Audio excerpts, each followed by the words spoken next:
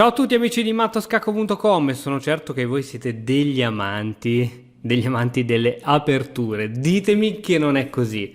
Purtroppo molti giocatori si avvicinano con lo studio delle aperture trascurando ciò che in realtà è più importante, come lo studio dei finali, del mediogioco, acquisire la tecnica scacchistica, acquisire la teoria del gioco, acquistare le varie idee tattiche, capire gli schemi di matto, eccetera, eccetera. Capisco che è molto facile lasciarsi prendere dalle aperture perché la prima fase del gioco, uno dice cavoli, se non gioco bene la prima fase del gioco rischio subito di finire KO già nel medio gioco, quindi è meglio che mi prepari delle belle armi per l'apertura. Però è molto più importante fare un tipo di ragionamento a ritroso, partire dai finali, andare al medio gioco e poi studiarsi l'apertura. Voglio mostrarti adesso questa partita che è stata giocata all'interno del campionato polacco del 1972 fra ovviamente due fortissimi giocatori, dove il bianco è riuscito a sfruttare in modo eccellente gli errori commessi in apertura da parte del nero, ed andremo a vederli insieme e chiaramente a commentarli insieme. Via, si parte! E4 e 5. Ovviamente tutte le partite che aprono con E4 e 5 danno quasi sempre via a partite che poi si scatenano in un inferno. Sembra quasi che il bianco voglia giocare una viennese seguendo F4, ma con cavallo F3 fa capire che il bianco vuole giocare una partita dei tre cavalli. Alfiere B4, in cui è tutto nella norma. Ora il bianco cattura questo pedone, il nero lascia volontariamente sotto un pedone anche perché ha sempre la famosa risorsa di donna E7, ovviamente può arroccare subito, ma donna E7 seguita poi arrocco torre 8, una volta che c'è una torre e una donna su questa colonna, il bianco ha un po' di problemi. Innanzitutto viene minacciato il cavallo che dovrà spostarsi e dietro c'è questo pedone che sarà attaccato da due pezzi, insomma è una partita molto complicata. Viene appunto giocata donna E7, quindi si minaccia il cavallo, dietro c'è anche il pedone, quindi si minaccia poi un doppio attacco. Cavallo D3 è una delle risposte migliori, dove si minaccia l'alfiere, che ovviamente è controllato in questo caso dalla donna. E ora si continua con alfiere per C3, D per C3 e finalmente donna per E4. Siamo praticamente ritornati ad una situazione di parità.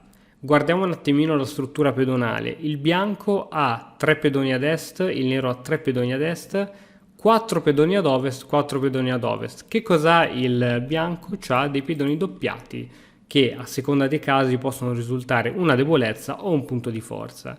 Diciamo che il bianco ha voluto lasciare la possibilità al nero di creare questo tipo di struttura pedonale. Per quale vantaggio? Per il fatto che il bianco adesso ha la coppia di alfieri, mentre il nero ha solo un alfiere, ok?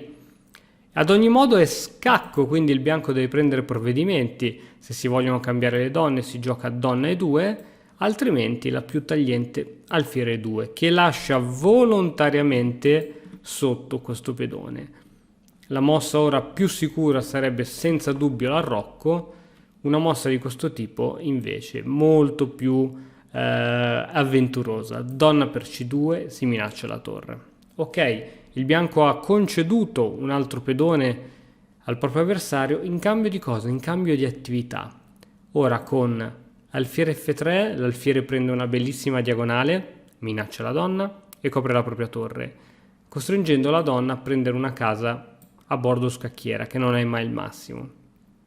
E adesso ancora il cavallo si può riposizionare in una ottima casa, guadagnando un tempo poiché si sta minacciando la donna. Adesso la risposta corretta sarebbe donna F5, tuttavia il nero decide di andare in H4.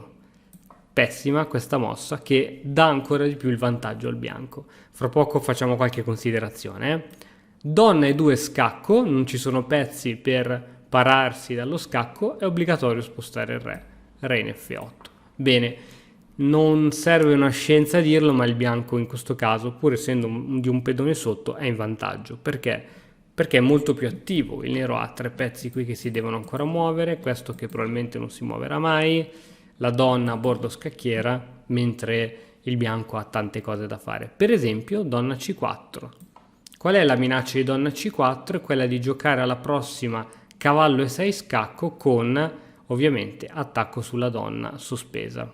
Quindi questa minaccia è una minaccia concreta e reale da cui il nero deve difendersi e gioca G5. Il pedone G5 serve sia a scacciare il cavallo che a supportare la propria donna.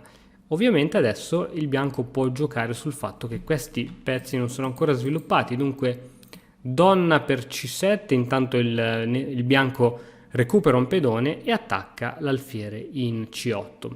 Con cavallo in A6 il nero trova una buona idea per iniziare a sviluppare i propri pezzi, sebbene il cavallo a bordo scacchiera non è mai il massimo, però cavallo in A6 minaccia la donna e ovviamente ha liberato la torre alla difesa di questo alfiere.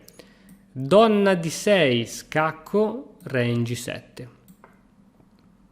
Ovviamente adesso il nero vuole giocare torre in E8 per dare poi scacco. Ovviamente adesso bisogna continuare il proprio attacco, ma attenzione, non sempre per continuare un attacco ci vuole una mossa d'attacco. Adesso il bianco, che capisce di avere praticamente la partita in pugno, decide di giocare alfiere E3.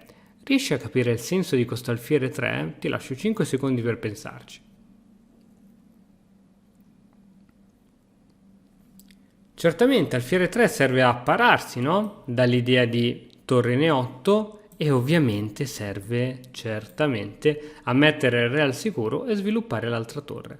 Ed è così che su torre E8 a rocco lungo il nero abbandona. Perché?